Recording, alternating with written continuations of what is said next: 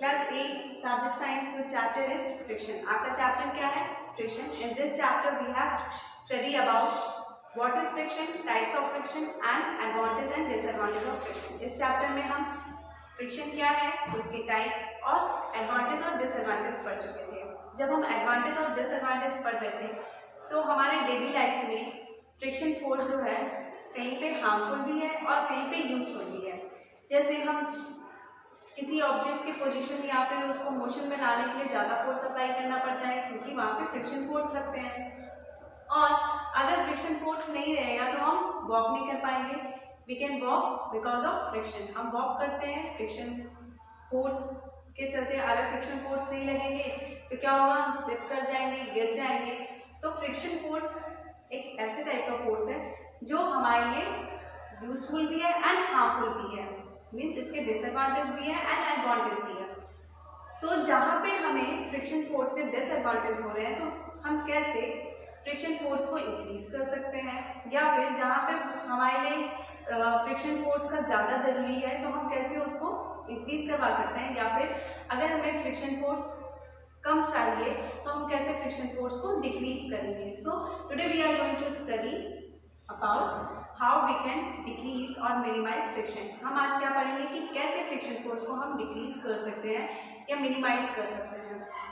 तो आज का टॉपिक क्या है?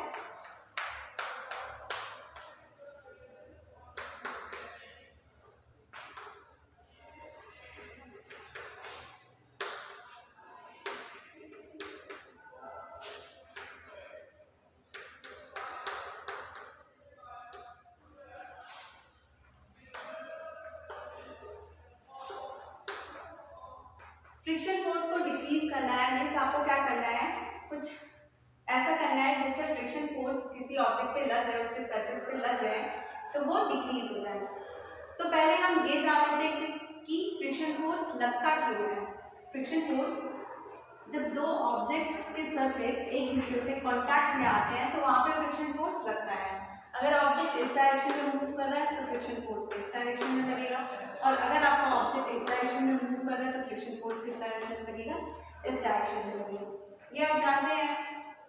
और क्यों लगता है, और लगता है तो क्या करता है, वो जो ऑब्जेक्ट मोशन में होता है उस जिस स्पीड से मोशन में होता है उसकी स्पीड को क्या करता है, वो रिड्यूस करता है, कम करता है. और ये जो ऑब्जेक्ट है उसके सरफेस इस राउंड के सरफेस से कांटेक्ट में होता है. तो हम क्या करेंगे, जो इस दोनों का कांटेक्ट है उसको क्या करें, अगर हम मिनिमाइज कर दें, कांटेक्ट कम कर दें तो हमारा फ्रिक्शन फोर्स क्या होगा, डिक्रीज हो जाएगा, कम हो जाएगा. जितना ही ऑब्जेक्ट का सरफेस दूसरे ऑब्जेक्ट के सरफेस से कम कांटेक्ट में होगा उतना ही फ्रिक्शन फोर्स क्या लगेगा, कम लगेगा. या फिर जो सरफेस होता है ज़्यादा रफ होगा तो फ्रिक्शन फोर्स क्या होता है, ज़्यादा लगता है. जैसे सैंड में, बालू में फ्रिक्शन फोर्स क्या लगता है, ज़्यादा लगता है.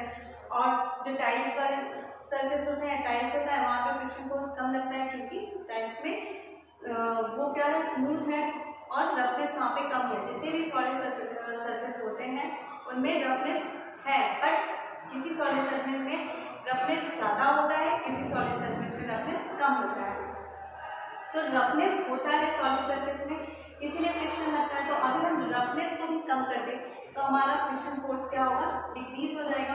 और अगर हम दो सरफेस के बीच में कांटेक्ट जो हो रहा है उसको मिनिमाइज कर दे, उसको कम कर दे तो हमारा फ्रिक्शन फोर्स क्या होगा, मिनिमाइज हो जाएगा, कम हो जाएगा.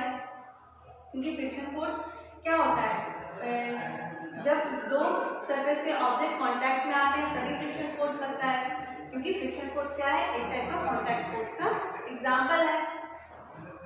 जैसे आप ऑब्जर्व भी कर सकते हैं अपने डेली लाइफ में. आप कहीं जाते हैं तो जो आप बैग यूज करते जाने के लिए, अगर उसमें व्हील लगा हुआ है, मीन्स चक्का लगा हुआ है उस बैग में, तो आप उसको क्या करते हैं, रोल करते हुए लेके जाते हैं. तो जो ये व्हील का और ग्राउंड का जो कांटेक्ट है ये क्या है, कम है. अगर यही बैग आपका पूरा जो इसका ये वाला एरिया है, अगर ये पूरा कांटेक्ट में आएगा जैसे इससे, और आप इसको स्लाइड करते हुए लेके जाएंगे, खींचते हुए लेके जाएंगे, तो ये क्या होगा, ज़्यादा यहाँ पे फ्रिक्शन फोर्स लगेगा, आपको प्रॉब्लम होगी इसको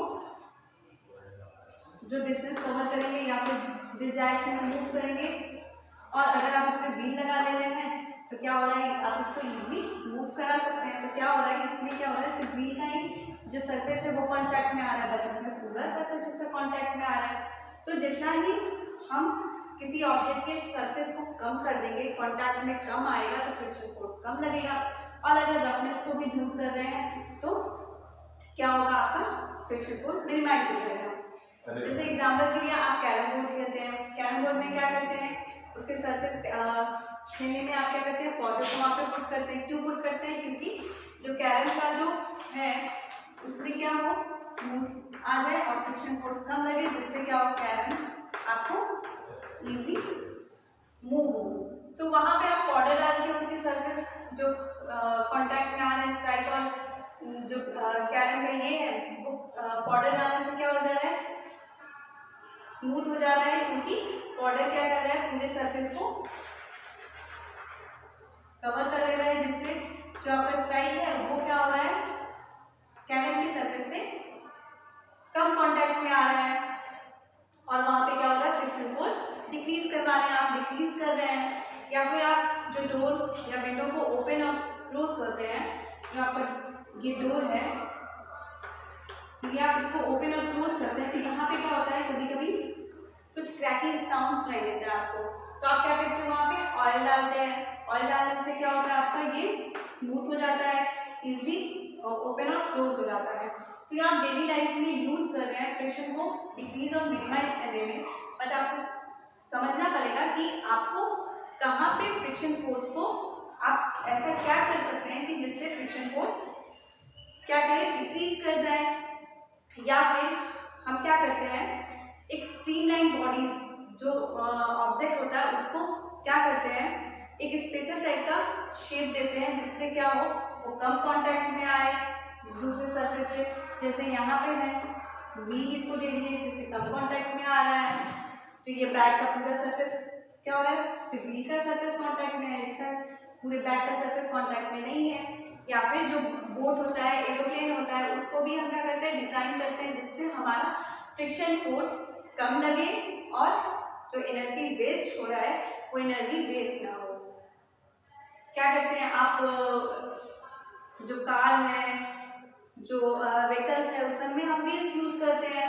या फिर जो बोट होता है उसमें क्या होता है, वाटर हमारा सॉलिड सरफेस नहीं है, इसमें रफनेस नहीं है, तो ये क्या करता है, इजी मूव कर जाता है कहीं पे। एरोप्लेन है, एरोप्लेन भी क्या करता है, हमारे जो ग्राउंड है या दूसरा सरफेस है उससे कांटेक्ट में नहीं है, जिससे हम क्या करते हैं, इजीली कहीं भी ट्रेवल कर सकते हैं। तो हम क्या कर सकते हैं, डिक्रीज फ्रिक्शन करवाने के लिए, मीन्स फ्रिक्शन को डिक्रीज करने के लिए क्या कर सकते हैं, ऑयल और ग्रीस का यूज कर सकते हैं। किसी भी चीज को पॉलिशिंग दे सकते हैं, जिससे क्या हो, हमारा फ्रिक्शन फोर्स डिक्रीज हो जाए, कम लगे। या फिर आप स्लाइडिंग फ्रिक्शन से रोलिंग फ्रिक्शन में कन्वर्ट कर सकते हैं। स्लाइडिंग फ्रिक्शन जो है,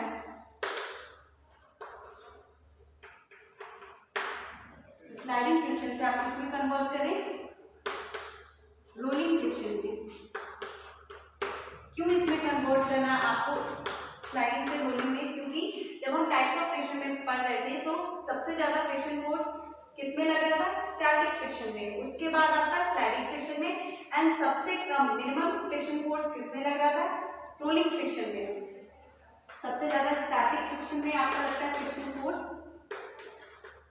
जिससे ऑब्जेक्ट मूव नहीं करते। उसके बाद स्लाइडिंग फ्रिक्शन में,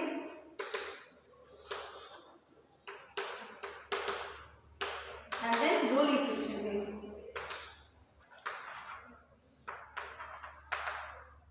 रोलिंग फ्रिक्शन आप जानते हैं, जहाँ पे रोल करते हुए जाए, इस घूमते हुए जाए, जैसे ये आपका क्या है, रोलिंग फ्रिक्शन है।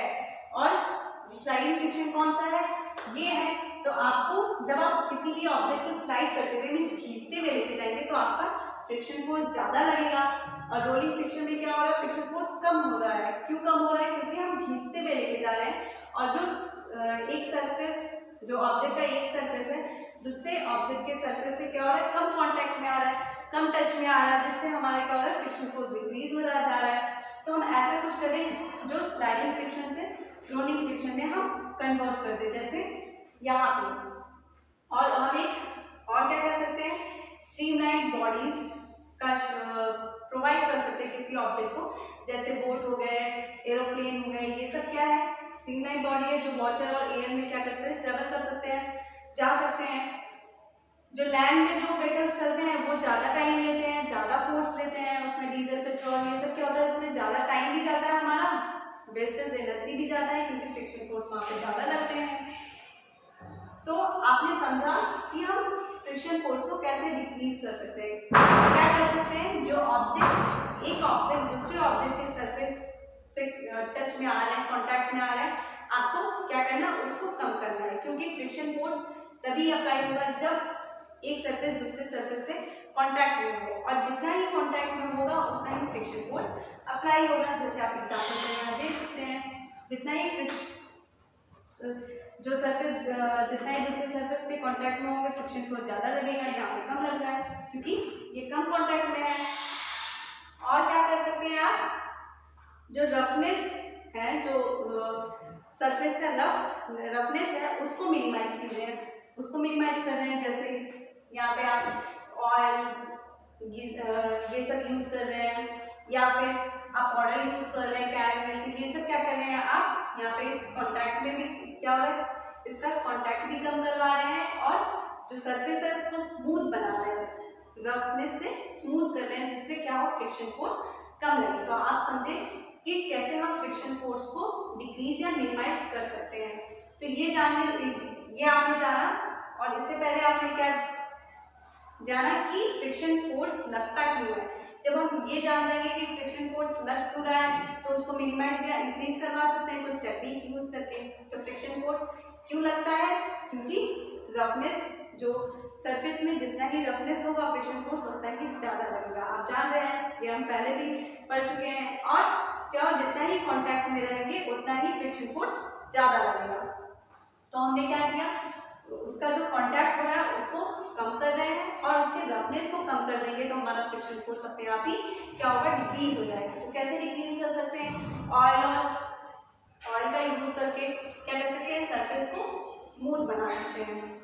और आप क्या कर सकते हैं, स्लाइडिंग फ्रिक्शन से रोलिंग फ्रिक्शन में कीजिए, क्योंकि जो कांटेक्ट हो वो क्या हो, कम हो।